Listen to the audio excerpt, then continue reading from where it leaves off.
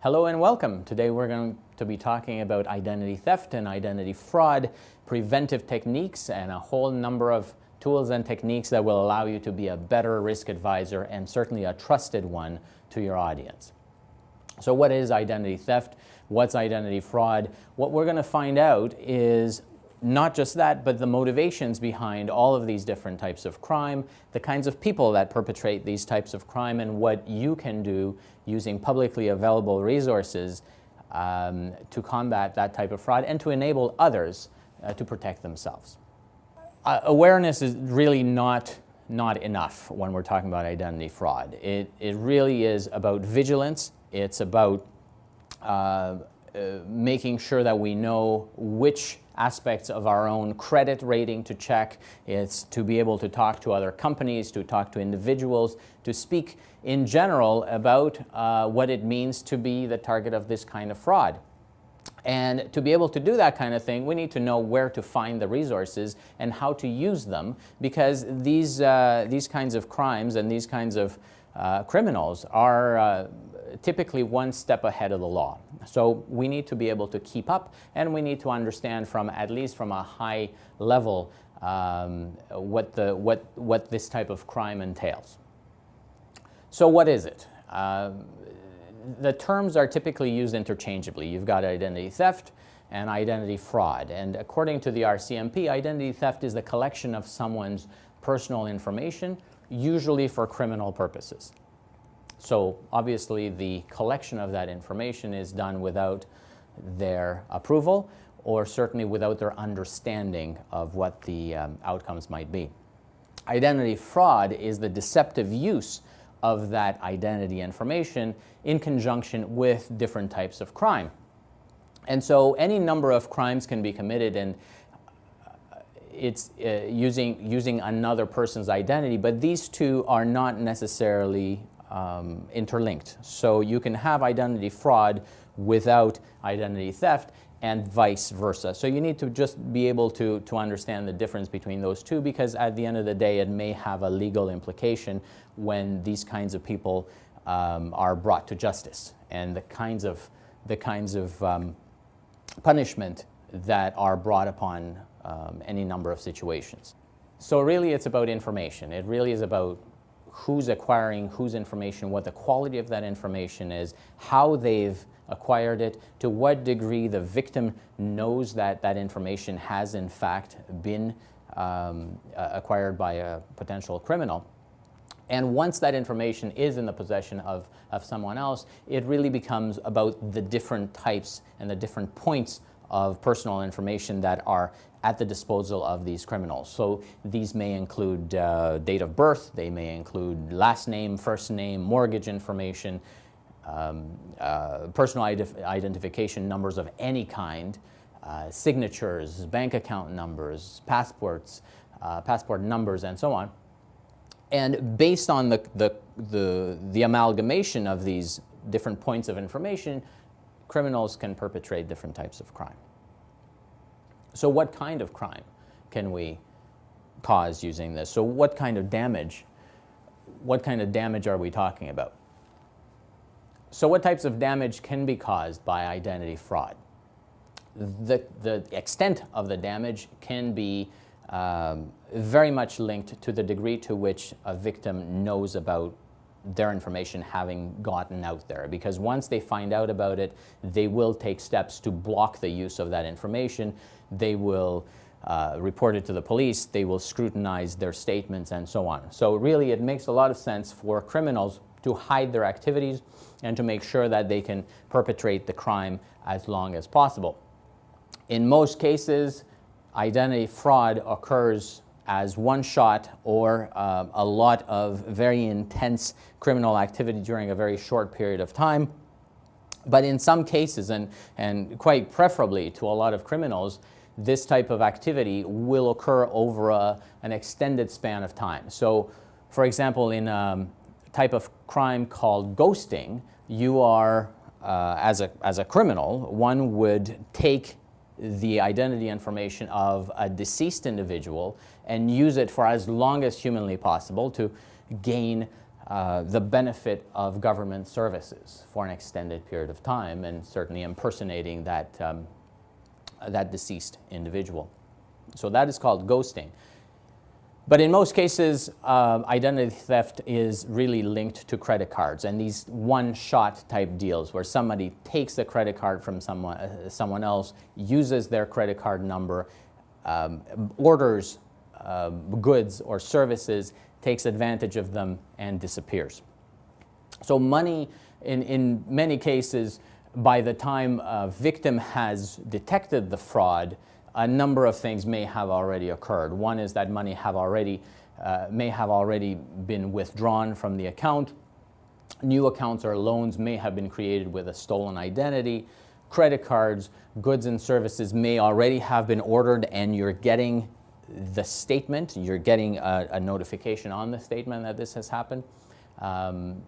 Retail purchases, you may actually receive phone calls from credit card companies indicating that a purchase has occurred, or are you the, and many people, including myself, we've received calls from, say, MasterCard that say, were you in New Jersey yesterday, and did you in fact fill up your car with gasoline at such and such a gas station? And the answer is no, which they had already guessed. That's why they were calling. So the crime has already occurred at the point where you're detecting it. And so in many cases, the damage to credit records and other negative impact that can possibly occur is in fact irreversible. And it certainly takes a long time to fix. Now, it takes up to a year to fix your credit, and it takes anywhere between $1,000 and $15,000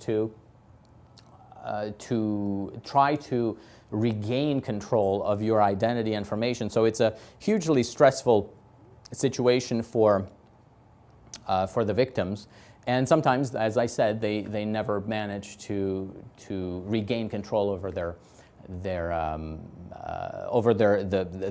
record. So their record is never necessarily purged. So that's why it's important to put in controls at the beginning to prevent this type of crime, and as soon as you can possibly detect it, to do something about it. So the way that criminals hide their tracks is in such a way that they can use the same type of crime over and over again. So the way they do that is either by perpetrating small amounts of crime, one shot here, one shot there, until they realize that the card has been deactivated, or in some cases, and certainly in most cases, they try to perpetrate a little bit of ordering and criminal activity, and then they'll sell the credit card information and the identity information because it has value on the black market. So in many cases, identity fraud in Canada occurs in one of usually two ways. First of all, identity information is used to open bank accounts or take out mortgages on various houses. And secondly, identity information is used to order goods and services. And certainly it has happened. And the kinds of anecdotes that you will find on the RCMP website, and we're giving an example here, are the types of real events that can occur and that many Canadians are victimized by on an annual basis. And so the question becomes, is there a law? Is there a law against this type of crime? Because this type of crime is so widespread, and we have a feeling that on a daily basis different parties are trying to victimize us. Every time we pick up the phone, somebody calls and says, your computer is spewing information and you need to do something about it. Can you go to this website? Or we pick up the phone and someone tries to tell us that we've won something and there's some kind of an award that is waiting for us if only we will submit some kind of information or volunteer it. Or sometimes we'll answer the phone and there's no one there. And so there's this dead signal on the line, which is usually a way for perpetrators to determine whether there's anyone home and at what time people are available to answer their phones. So Senate Bill S4 makes it illegal to possess personal information and identity information for criminal purposes. So certainly businesses are still allowed to own the process of collecting information, not own the actual information. They can be in the custody of people's personal information, but only for lawful purposes. So prison sentences up to 5 years are considered to be acceptable for this type of crime, and certainly possessing and obtaining the identity information with intent to use the information deceptively, dishonestly, or fraudulently are the types of things that we can hear in court whenever someone is sentenced for identity fraud. The trafficking of identity information is important because, as we said, in many cases, people who steal information may not be the same people who used that information. So everyone involved in that process needs to be accountable for their action, and in this particular case, trafficking of personal and identity information is an offense that targets those who transfer or sell information to another person with knowledge of or recklessness as to the possible criminal use of information. And of course, unlawfully possessing or trafficking government-issued identity documents, such as passports, such as social insurance numbers, and so on, is certainly covered by Bill S-4 and is an automatic, almost, prison sentence, or certainly you're certainly found guilty of attempting to perpetrate a crime simply because it doesn't make sense as a business, in most cases, to collect this kind of information. That's why privacy laws such as PIPEDA make it very, very specific if you're going to be collecting information that this information needs to be the minimum possible information for you to deliver goods and services. What they don't say is that if you're collecting too much government-issued information, you may be facing charges under Senate Bill S-4 in and around identity theft. So how does identity theft work? Well, despite the stiff penalties that have been enforced all around the world, in fact, and not just in Canada, identity theft continues to be a global problem and certainly a global phenomenon because it's an evolving type of crime. And what can you do to help your audience combat these types of issues? Well, as we said before, vigilance is really the way to combat it. You need to ask the right question. How does this type of crime manifest itself? How will they know when it's happening to them? What should they do when they become suspicious? And that's the kind of stuff that people should be asking themselves as they leave from speaking to you or having attended one of your sessions, or perhaps once you've managed to share some information with them. What does identity theft look like? According to the Canadian Anti-Fraud Centre, the top 3 types of scams reported are for fraudulent services such as telecommunications, internet, finance, medical, energy, warranties of all kinds, and sales services, the kind of thing that people might feel that they're expecting to exchange information for something valuable. Prize pitches. Prize pitches are, again, the type of thing where someone calls and says that you've won something, and in exchange they need to identify you in some way or another. So the more information you exchange, the better it is for you to not lose the opportunity of winning a sweepstakes contest. And certainly the grandparent scam, which is very, very popular these days, is a call from a supposed family member or friend that prompts the victim to urgently send money via money transfer company or pass on their specific bank information to that supposed family member so that they can, in fact, help themselves in an urgent situation. So urgency is always something that is shared between all of these scenarios, and that's why it's important for people to be vigilant and to take a break and to count to 10 and breathe when they're faced with something that they suspect is likely to be a fraud or some situation that is suddenly uncomfortable that they've been presented with.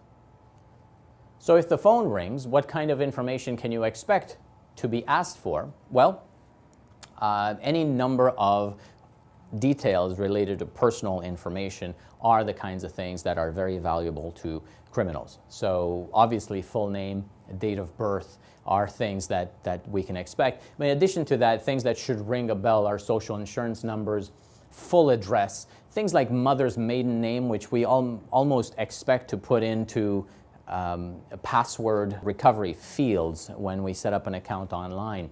Usernames and passwords certainly would ring a bell. Driver's license number, where most of the time you'll never be asked for. Personal identification numbers, such as in cases where you receive an email and it's telling you that your account is closing, and that's a type of phishing. And that type of phishing leads you to a website which looks legitimate, but in fact it's asking you for your passcode, your PIN, as well as your password to get into your banking account. Credit card information, certainly bank account numbers, signatures, and passport numbers. So the interesting point there is that signatures are very useful in identity fraud, certainly, and obviously once banking information and bank account data can be acquired, then all that's missing is a signature to impersonate you. So how can they use this information? Criminals can use stolen or reproduced personal information and financial data to access victim bank accounts, to open new bank accounts, to sign up for mortgages, to transfer bank balances, to apply for loans, to make purchases, to even obtain passports. And certainly, and more ominous nowadays, is to facilitate organized criminal and terrorist activity. And that happens in a very, very distributed manner with money moles and money mules around the world, and we do hear about that in the news quite often. What are the signs that your audience has been victimized by this type of crime? Well, creditors might be mentioning and requesting funds for loans that you never took out. Notices of denied applications should raise suspicion, especially since you may not have applied for things. Bills for goods and services that you know are not related to you, missing statements or missing mail, canceled statements, for example, those for credit cards and bank activity. Certainly banks contacting you by email or telephone indicating that you should go to your branch and get a new card should be an indication that something has happened to your card or to a batch of cards that is somehow related to yours. So those are not necessarily targeting you individually, and that seems to happen more and more often these days. Practically everyone I know has received a note from a bank saying, hey, could you please come into the bank and get a new card? And you say, why should I expect to find other evidence of having been victimized? And they say, well, you should remain vigilant, but it's not necessary that you have been targeted. It's just for precautionary purposes, we are asking you to come into the branch and simply get a new card. So there's no reason to panic. There's no need to worry unnecessarily. Just remain vigilant. So what should people do in these cases? First of all, this kind of thing happens to everyone. It doesn't have to be targeted at all. It doesn't have to be your audience's fault. And that is an important point to make to the audience, simply because there are so many organizations, so many businesses that collect personal information, and therefore they are the custodians of personal information on a daily basis. So 24 hours a day, your information lives on the computers and the filing cabinets of many different parties, and any one of those different parties could be breached in some way. They could be hacked, they could have their filing cabinets stolen, they could somehow scrape information off of a screen as it's legitimately being used to deliver goods and services to you. And so you need to remain vigilant about the potential that any one of the businesses that you've shared your information with may have in fact lost it.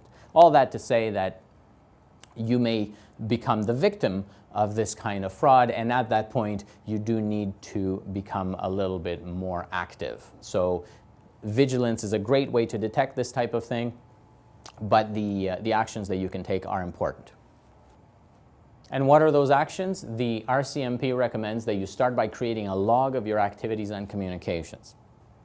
And by a log, that means it needs to be time-stamped. You need to record at what point you've done this, who you spoke with, and what the outcome was. So for example, contacting credit agencies, requesting a fraud alert that be placed on your credit reports and on your files.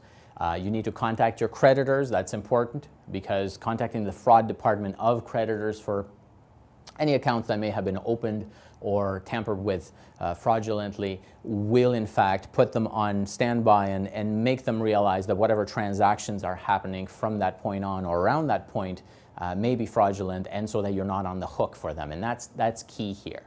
And certainly contact the police. Filing a report with your local police or the community police is important, because establishing a pattern in the community is certainly valuable information for their databases and certainly the other police bodies that they exchange information with. So it's all very useful stuff that you can do, and certainly that your audience can do.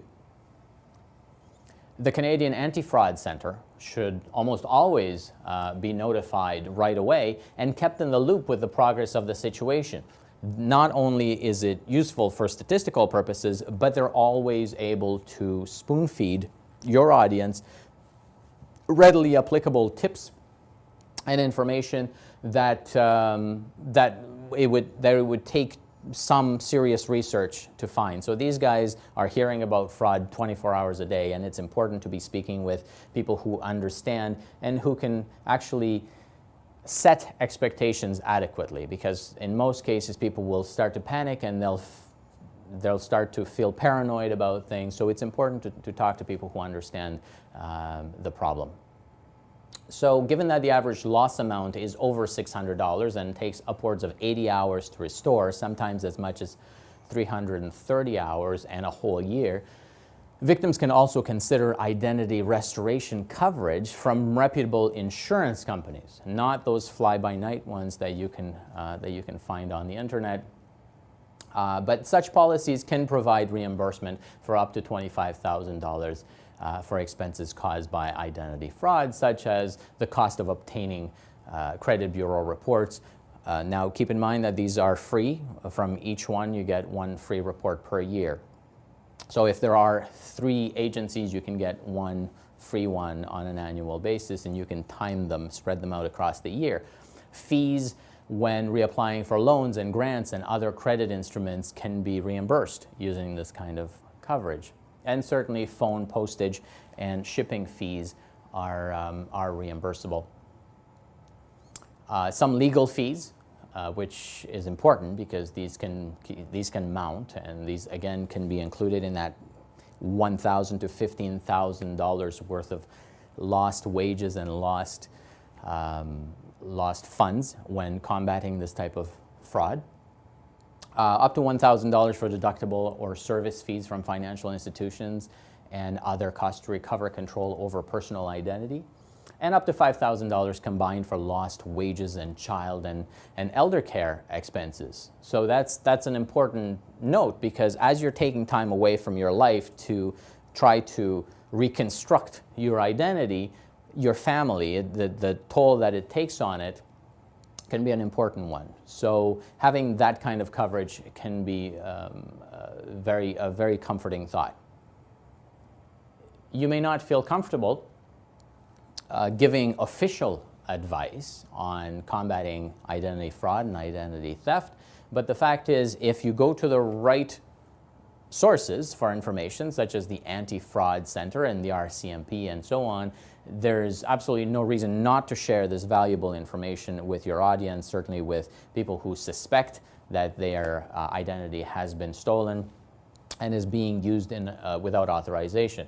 So one thing that you can do is find the Identity Theft and Identity Fraud Victim Assistance Guide, which is a bit of a mouthful. It's on the Anti-Fraud Center's website, and it lists in clear steps all the actions that should be performed in cases where identity fraud is suspected. So there's a quick index of contacts for further assistance. There's a number of steps, and that's really what's needed in these kinds of situations where people have no idea where to start. So if they're given a nice, concise list organized by authority figures in the space, such as the RCMP and the Anti-Fraud Center, that can, again, help with the stress that often accompanies this type of breach and this type of fraud. And these kinds of documents are available from a variety of websites, such as the government of Newfoundland, and there's another one from Peel Police that's very concise as well. According to Public Safety Canada, the vast majority of identity theft is in fact financially motivated, and the money not only flows to members of organized crime, but also to terrorist groups, as we have just said. They report that an Al-Qaeda terrorist cell in Spain, for example, used stolen credit cards in fictitious sales scams and for numerous other purchases. They kept purchases below amounts where identification would need to be presented. They also used stolen telephone and credit cards for communications back to Pakistan, Afghanistan, Lebanon, and other countries. So the extensive use of false passports and travel documents was used to open bank accounts where money for the Mujahideen movement was sent between countries such as Pakistan, Afghanistan, etc. Organized crime uses, in fact, money laundering techniques to process these funds. On the internet, a large amount of identity theft is perpetrated by people without that kind of grandiose plan. So the kinds of amounts that we're talking about are much smaller, and they escape detection much more effectively. So it really is a crime of opportunity without a real risk for the criminals. A recent breach illustrated gaps in the methods of Amazon and Apple to verify the identity of callers, allowing hackers to impersonate account holders and reset their passwords. Once in control of social media accounts, they had control over the user's digital life and were even able to erase data on cell phones, laptops, in the cloud, and effectively destroy a person's digital existence. These anonymous people claimed responsibility for the hack. In fact, the group called Anonymous claimed responsibility for this hack and indicated that it wasn't personal at all. They just wanted the 3-digit Twitter name that this individual had, which is a valuable thing to have on the internet if you care about that sort of thing. So in this particular case, there wasn't a financial motivation for the identity theft. But the fact is that the victim's life was turned upside down by the simple fact that all of his information was lost, including vast amounts of images of his children, which apparently were not being backed up adequately. So convenience and comfort aren't always without risk, and always inform people that different sites and companies have distinct approaches to privacy and data protection, so managing them individually is more important than accessing them with one click. According to Peel Police, identity theft is the fastest growing crime in Canada. Losses exceeding $16 billion per year have been reported. And according to the Privacy Commissioner of Canada, 2.7 million Canadians, or 9%, have fallen victim to this insidious crime so far. In the US, about 8.1 million Americans were reportedly victimized, and that amounted to $50 billion. So this is a decrease of about 3 million from the approximately 11.1 million who were victimized in 2009, by the way. But at the same time, it represents an incredible amount of financial loss, as well as hints to the fact that detection is becoming more and more difficult. So knowing your stuff is very, very important. Whether you're a victim of fraud or you're simply trying to help your audience, knowing your stuff will help you not just to test your identity theft IQ, but to protect your family as well. The Privacy Rights Clearinghouse is a great resource for this, and the link is included in the presentation. The RCMP and Phone Busters remind us that there's really no reason to be paranoid if, in fact, identity theft has been detected. There's only reason to be careful. And being careful simply means being willing to recognize the signs that identity theft may be at play here. So, for example, typical indicators that an identity is being used without authorization include a creditor informing you that an application for credit was received with your name and address, and you know that you did not apply for it. In some cases, you'll receive that kind of applications being denied, and you know that you haven't made that kind of application. Telephone calls or letters that state that you've been approved or denied by a creditor that you never applied to are also a telltale sign. You receive credit card statements or other bills in your name which you did not apply for, or you failed to receive credit card statements that you were expecting. So diverting credit card statements or mortgage statements, financial statements, or anything like that can be an important sign. And you do need to keep in mind that if in fact you've switched to digital statements, you shouldn't automatically panic that your physical statements are missing. And certainly a collection agency informing you that they're collecting for a defaulted account established with your identity, and in fact you know that you never opened the account, should ring a bell and should make you question whether your identity is in fact being misused here. So remember to help your audience and certainly potential victims to have access to the right resources and to the right information sources. According to PhoneBusters, most scams are very simple, and certainly scams that involve identity theft, because there are hundreds of different types of scams, but not all of them may involve stolen information. One that most people are familiar with is called the Nigerian letter scam, where a distraught individual sends you an email and asks you to forward a small sum of money to help unlock a much larger amount of money, which will be shared with you, and makes these tremendous promises in exchange for your immediate action. Inheritance scams, like Nigerian letter scams, introduce some kind of urgency as well, such as the death of a relative, and in so doing, they gain access to the victim's bank account information. It may also be an advanced fee scam, as they're called, where the victim is asked to pay a relatively smaller amount up front in exchange for the privilege of collecting a larger inheritance. Advanced fee loans occur when the client is asked to pay an upfront fee in exchange for the prospect of getting a loan, which never materializes. In the process, identity information may be exchanged. Check overpayment fraud is popular on online classified listings. The seller of an item receives a check in excess of the amount owed and is asked to wire the excess funds right back to an agent of the sender. The cashier's check is then returned as counterfeit, and the seller is responsible for the charge.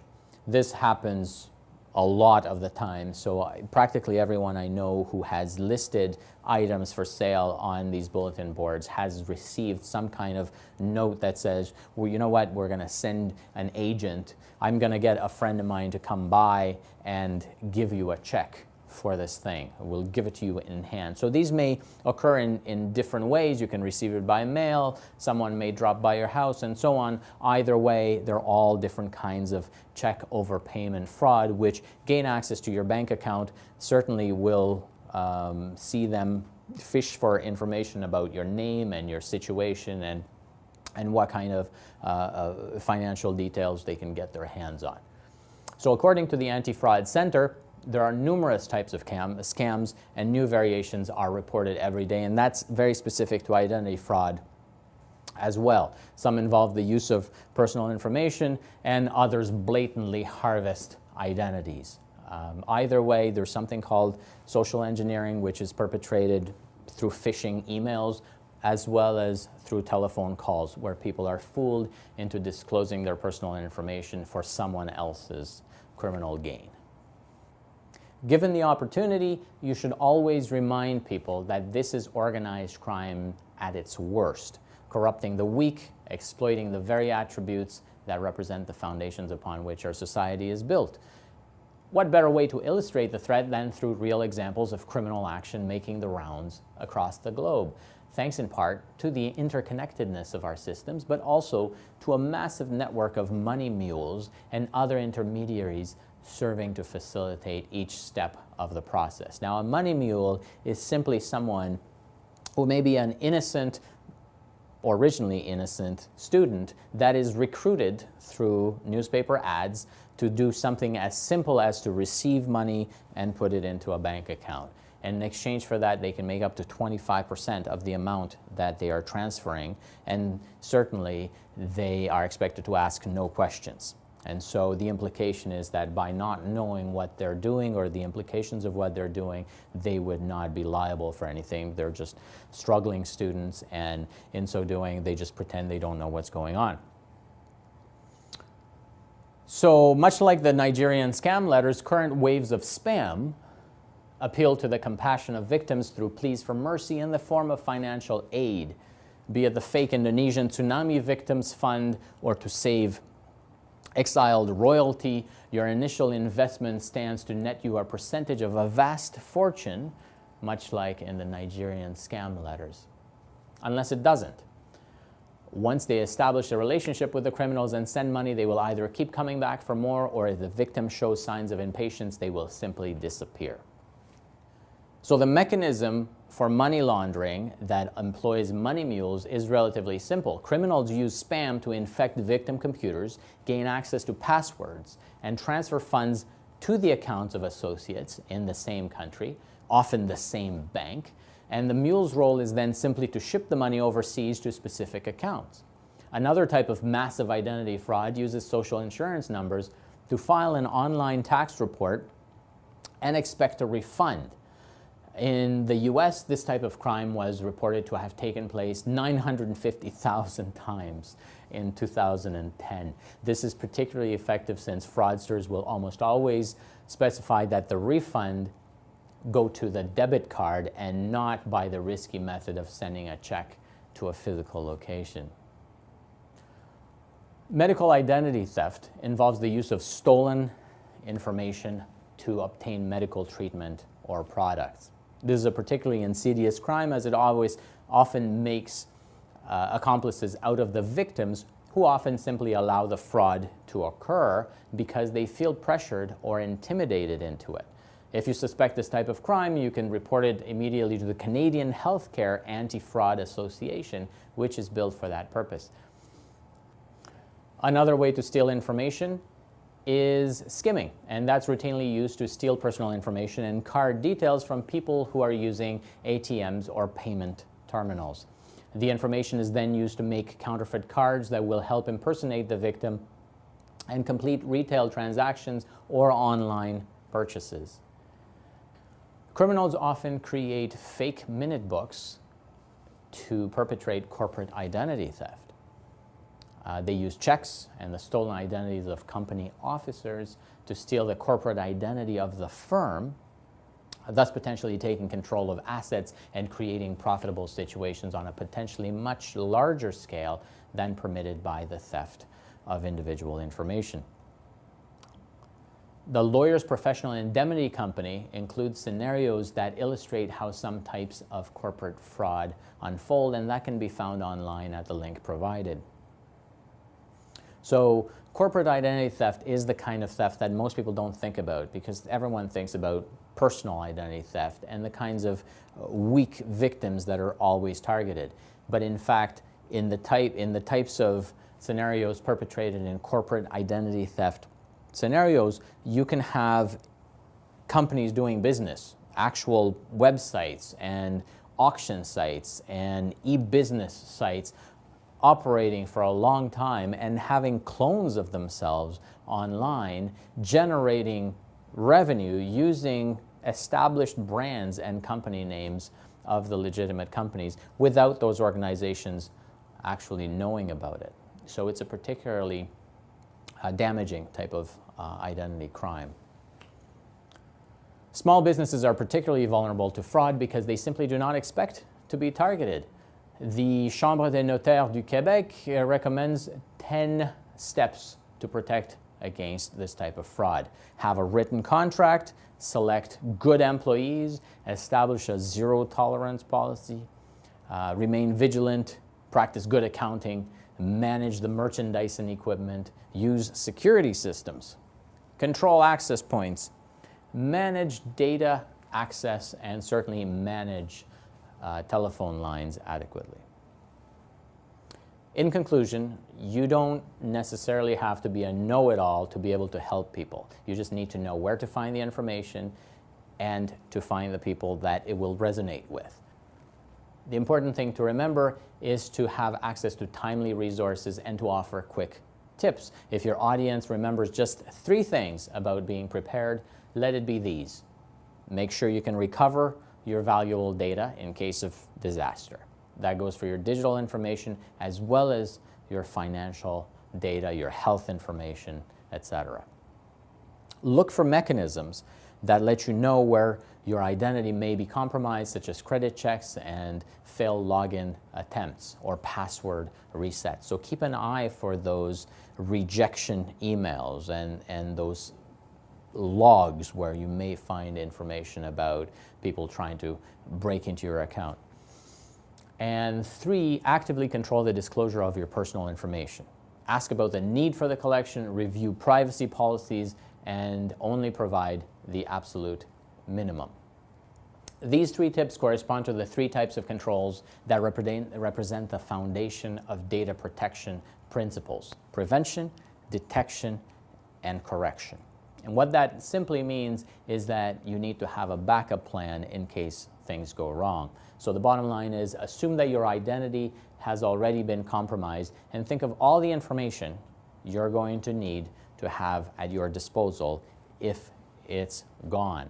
Then go collect it and put it in a safe place. So there's no need to panic, so you know that that data is safe and is being safeguarded and updated as it changes. When you offer people immediately applicable advice, they always think of you when disasters strike. Whether that's a good or a bad thing is debatable, but you'll be seen as a valuable member of their professional network and be trusted accordingly. So I'll leave you with 3 additional tips that you can apply to your own professional life, but in particular to the internet. These evidently fall into the prevention category. 1 is to deconverge. So resist the temptation to interconnect your online accounts. Keep your logins separate. Don't let browsers remember your important passwords. The second is to sanitize. Periodically review what personal information is in the custody of internet sites and remove it if it isn't absolutely necessary. And 3, use passphrases instead of passwords. Phrases are easy to remember and hard to guess. Thank you for taking part in our program, and I like to think that you should follow what you preach. So applying best practices yourself makes you that much more confident in sharing useful advice with the people and clients you care about.